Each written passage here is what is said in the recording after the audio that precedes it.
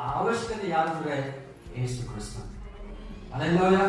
ಅದಕ್ಕೆ ಆತನ ಇಲ್ಲದೆ ನಾವೇನ್ ಮಾಡಿದ್ರು ಕೂಡ ಎಲ್ಲವೂ ನಷ್ಟ, ಎಲ್ಲವೂ ಸುಳ್ಳು, ಎಲ್ಲವೂ ಏನಾದ್ರು ವ್ಯರ್ಥ.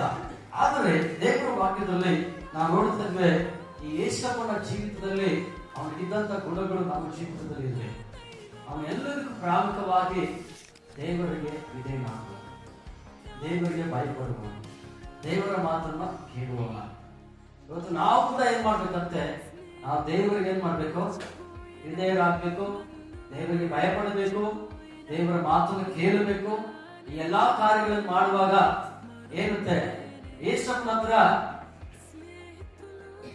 ಅಭಿವೃದ್ಧಿ ಆಗ್ಬೇಕಾದ್ರೆ ಅವನ ಹತ್ರ ಹಣ ಇತ್ತಾ, ಬಂಗ್ಲೆ ಇತ್ತಾ, ಆಸ್ತಿ ಇತ್ತಾ, ಅಂತಸ್ತಿತ್ತ?